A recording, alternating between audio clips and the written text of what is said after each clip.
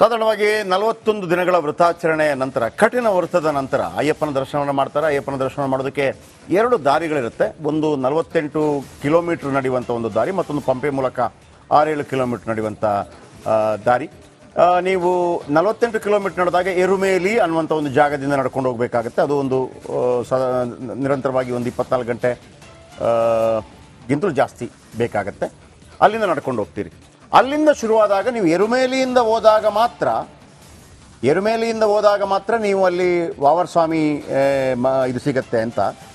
ಅಲ್ಲಿ ಪೆಟ್ಟ ತುಳ್ಳಲ್ ಅನ್ನುವಂಥ ಒಂದು ನೃತ್ಯ ಭಂಗಿ ಇರುತ್ತೆ. ಸಾಧಾರಣವಾಗಿ ಅಯ್ಯಪ್ಪ ಸ್ವಾಮಿ ಮಾಲಾಧಾರಿಗಳೆಲ್ಲ ಅಲ್ಲಿ ಹೋಗಿ ಬೇಡರ ವೇಷ ಧರಿಸಿ, ಬೇಟೆಗಾರರ ವೇಷ ಧರಿಸಿ ಕಲರೆಲ್ಲ ಹಾಕ್ಕೊಂಡು ತಲೆಗೆ ಇದೆಲ್ಲ ಮಾಡಿಕೊಂಡು ಅಲ್ಲಿ ಡ್ಯಾನ್ಸ್ ಮಾಡ್ತಾ ಅಲ್ಲಿ ಒಂದು ಕೊಳ ಇರುತ್ತೆ. ಅಲ್ಲಿ ಸ್ನಾನ ಮಾಡಿದ ನಂತರ ಅಲ್ಲಿಂದ ಕೆಲವರು ಡೈರೆಕ್ಟಾಗಿ ಪಂಪೆಗೆ ಬರ್ತಾರೆ. ಇಲ್ಲ ಅಂತಂದರೆ ಎರುಮೇಲಿಯಲ್ಲಿ ಕಾಲ್ನಡಿಗೆಯ ಮುಖಾಂತರ ಅಯ್ಯಪ್ಪ ಸ್ವಾಮಿ ದರ್ಶನ ಮಾಡ್ತಾರೆ. ಪಂಪೆಗೆ ಬಂದ ನಂತರ ಪಂಪಾ ನದಿಯಲ್ಲಿ ಸ್ನಾನ ಮಾಡಿದ ನಂತರ ಸಾಧಾರಣವಾಗಿ ಮೊಟ್ಟ ಮೊದಲಿಗೆ ಬರುವಂಥ ಅಯ್ಯಪ್ಪ ಭಕ್ತಾದಿಗಳು ಅಂದರೆ ಕನ್ಯಾಸ್ವಾಮಿಗಳು ಅಲ್ಲಿ ಪಂಪಾ ಸದ್ಯ ಅಂತ ಮಾಡ್ತಾರೆ. ಪಂಪಾ ಸದ್ಯ ಅಂತಂದರೆ ಅಲ್ಲಿ ಪಂಪೆಯ ಬುಡದಲ್ಲಿ ಅಂದರೆ ಅಲ್ಲಿ ದಡದಲ್ಲಿ ಒಂದು ಅನ್ನಪ್ರಸಾದವನ್ನು ಮಾಡ್ತಾರೆ. ಅನ್ನಪ್ರಸಾದವನ್ನು ಮಾಡಿದ ನಂತರ ಮೊದಲ ಬಾರಿಗೆ ಈ 42 ದಿವಸ ಮಾಡೋರು ಮಾತ್ರ ಇದನ್ನು ಮಾಡೋದು. ಮೊದಲ ಬಾರಿಗೆ ಬಂದಂಥ ಕನ್ಯಾಸ್ವಾಮಿಗಳು ಈ 18 ಇದಿರುತ್ತಲ್ಲ, ಒಲೆ ಇರುತ್ತಲ್ಲ, ಅಲ್ಲಿ ಅನ್ನ ಎಲ್ಲ ಮಾಡಿರ್ತಾರೆ. 18 ಒಲೆಗಳಿಂದ ಇದನ್ನು ಮಸಿ ತರಬೇಕಾಗತ್ತೆ. ಆ ಮಸಿಯನ್ನು 18 ಒಲೆಗಳಿಂದ ಮಸಿಯನ್ನು ತಂದ ನಂತರ ಅದನ್ನು ಕಂಪ್ಲೀಟಾಗಿ ಶೇಖರಣೆ ಮಾಡ್ತಾರೆ. ಶೇಖರಣೆ ಮಾಡಿದ ನಂತರ ಅದನ್ನೇ ವಿಭೂತಿಯಾಗಿ ಕೂಡ ಬಳಸ್ತಾರೆ. ಆಮೇಲೆ ಪಂಪಾ ಸದ್ಯ ಅಂತೇಳಿ ರಾತ್ರಿ ಹೊತ್ತಲ್ಲಿ ಆ ಪಂಪೆ ನದಿ ಮೇಲೆ ಒಂದು ಅದ್ಭುತವಾಗಿ ಒಂದು ಕಲಾಕೃತಿಯನ್ನು ಮಾಡಿ ಇದಕ್ಕೆ ದೀಪ ಎಲ್ಲ ಹಚ್ಚಿ ಪಂಪಾ ನದಿಯಲ್ಲಿ ಹರಿಯಬಿಡ್ತಾರೆ. ಆಮೇಲೆ ಪಂಪಾ ನದಿಯ ನೀರಿನಿಂದಲೇ ಅಯ್ಯಪ್ಪನಿಗೆ ಅಭಿಷೇಕ ಕೂಡ ಆಗುತ್ತೆ. ಅಲ್ಲಿಂದ ತೆಗೆದುಕೊಂಡು ಹೋಗ್ತಾರೆ. ಮೊದಲೆಲ್ಲ ಭಾಳ ಕಷ್ಟ ಆಗ್ತಾಯಿತ್ತು. ಅಂದರೆ ಈಗ ತುಂಬ ವ್ಯವಸ್ಥೆಗಳಾಗಿದೆ. ಅಲ್ಲಿ ನಿಮಗೆ ಮೇಲ್ಗಡೆ ಒಂದು ಭಸ್ಮಕೊಳಂ ಅಂತ ಒಂದು ಜಾಗ ಇದೆ. ನೀವು ಎಷ್ಟೇ ದೊಡ್ಡ ಆಕಾರದ ವ್ಯಕ್ತಿ ಆಗಿರಿ, ಸಣ್ಣ ಆಕಾರದ ವ್ಯಕ್ತಿ ಆಗಿರಿ, ಅದರಲ್ಲಿ ಒಮ್ಮೆ ಮುಳುಗೇಳಿದಾಗ ಕರೆಕ್ಟಾಗಿ ನೀವು ಎಷ್ಟು ಸೈಜ್ ಇದ್ರೆ ಅಷ್ಟು ಮಾತ್ರ ಅದು ಆ ಥರ ನಿಂತ್ಕೊಳ್ಳುತ್ತೆ. ಸೊ ಅಂಥ ವಿಶೇಷಗಳಿದೆ. ಆಮೇಲೆ ಬಹಳ ಮುಖ್ಯವಾಗಿ ಅಲ್ಲಿ ಅಗ್ನಿಕುಂಡ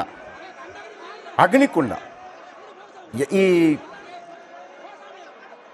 ತುಪ್ಪ ತೆಗೆದುಕೊಂಡು ಹೋಗಿರ್ತಾರೆ. ತುಪ್ಪ ತೆಗೆದುಕೊಂಡು ಹೋದ ನಂತರ ಆ ತೆಂಗಿನಕಾಯನ್ನು ಕಟ್ ಮಾಡ್ತಾರೆ. ಆ ತೆಂಗಿನಕಾಯಲ್ಲಿ ಆ ತುಪ್ಪವನ್ನು ತೆಗೆದು ಪಾತ್ರೆಗೆ ಹಾಕ್ತಾರೆ. ಆ ತೆಂಗಿನಕಾಯಿಯನ್ನು ತೆಗೆದುಕೊಂಡು ಹೋಗಿ ಅಗ್ನಿಕುಂಡಕ್ಕೆ ಹಾಕ್ತಾರೆ. ಅಲ್ಲೇ ವಿಶೇಷತೆ ಏನಪ್ಪ ಅಂತಂದರೆ ಅಗ್ನಿಕುಂಡದ ಮೇಲೆ ಪಕ್ಕದಲ್ಲೇ ದೊಡ್ಡದಾದಂಥ ಅಶ್ವತ್ಥ ಮರ ಇದೆ. ಬೆಂಕಿ ಯಾವ ಥರ ದಗದಗಿಸ್ತಾ ಇರ್ತಂತಂದರೆ ಅಷ್ಟು ಶಾಖ ಇರುತ್ತೆ. ಇಡೀ ಶಬರಿಮಲೆಗೆ ಶಾಖ ಕೊಡೋದು ಅದುವೇ. ಆದರೆ ಆ ಅಶ್ವತ್ಥ ಮರದ ಒಂದು ಎಲೆ ಕೂಡ ಬಾಡೋದಿಲ್ಲ.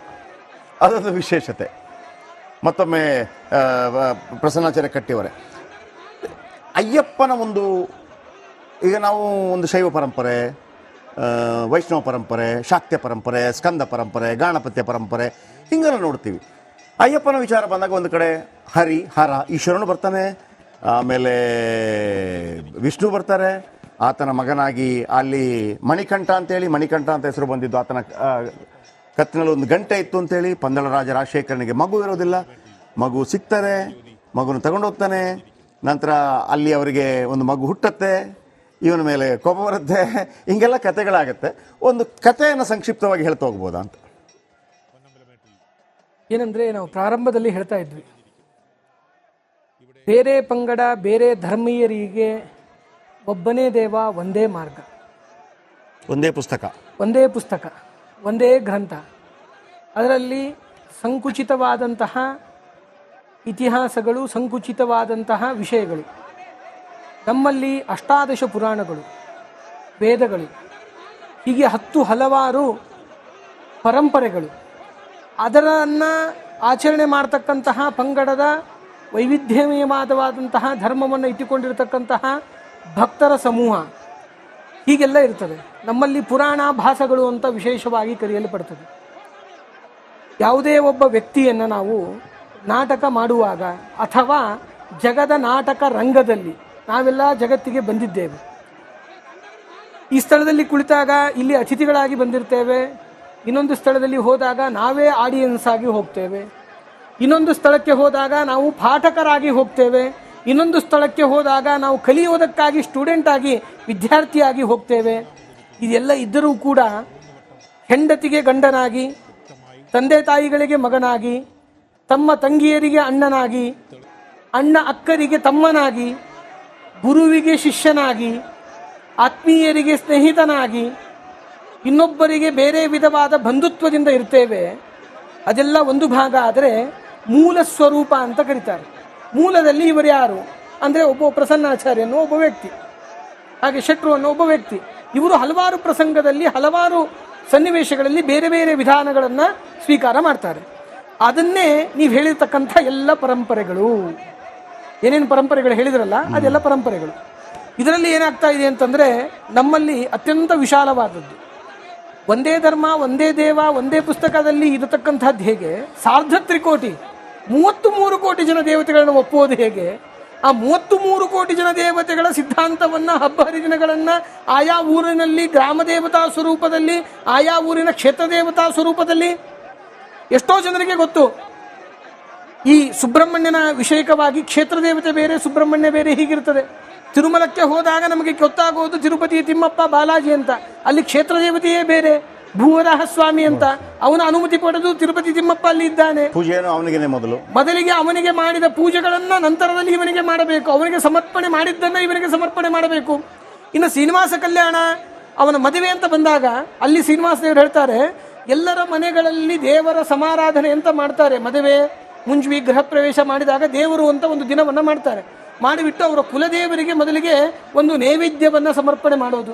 ನಾವು ನೈವೇದ್ಯ ಅಂತ ಕರಿತೇವೆ, ಇನ್ನೊಬ್ರು ಅದನ್ನ ಎಡಿ ಅಂತ ಕರೀತಾರೆ. ನೀವು ಹೇಳಿದ್ರಲ್ಲ ಏನೇನು ಬೇರೆ ಪಂಗಡಗಳಿದೆ, ಮಾಡ್ತಕ್ಕಂಥ ಪ್ರಕ್ರಿಯೆ ಒಂದೇ, ಅದಕ್ಕೆ ಇರ್ತಕ್ಕಂಥ ನಾಮಗಳು ಬೇರೆ. ಹೇಗೋ ಹಾಗೆ ಆ ನಿಟ್ಟಿನಲ್ಲಿ ಅವನು ಹೇಳ್ತಾನೆ ಶ್ರೀನಿವಾಸ, ಅಹೋಬಲದಲ್ಲಿ ಇರತಕ್ಕಂತಹ ಲಕ್ಷ್ಮೀ ನರಸಿಂಹಸ್ವಾಮಿ ನಮ್ಮ ಕುಲದೇವರು. ಅಲ್ಲಪ್ಪ ನೀನೇ ದೇವರು, ನಾನು ದೇವರಾಗಿದ್ರೂ ಕೂಡ ನನಗೆ ಒಬ್ಬ ಕುಲದೇವ ಅಂತಿದ್ದಾನೆ. ಅದಕ್ಕೆ ಒಂದು ಶಾಸ್ತ್ರ ಒಂದು ಮಾತು ಹೇಳ್ತದೆ, ಕೃತೇತು ನರಸಿಂಹೋ ಭೂತ್ ತ್ರೇತಾಯಾಂ ರಘುನಂದನ ದ್ವಾಪರೇ ವಾಸುದೇವಶ್ಚ ಕಲೌ ವೆಂಕಟನಾಯಕ ಅಂತ. ರಾಮನಿಗೆ ಒಂದು ಕುಲದೇವರು ಇದ್ರಲ್ಲ ಅಲ್ಲಿ, ಅದನ್ನೇ ಹೇಳ್ತಾ ಇದ್ದೇವೆ. ಕೃತಯುಗದಲ್ಲಿ ನರಸಿಂಹದೇವರು, ತ್ರೇತಾಯುಗದಲ್ಲಿ ರಾಮ, ದ್ವಾಪರ ಯುಗದಲ್ಲಿ ಕೃಷ್ಣ, ಕಲಿಯುಗದಲ್ಲಿ ನಾನು ವೆಂಕಟೇಶನಾಗಿ ಬಂದಿದ್ದೇನೆ.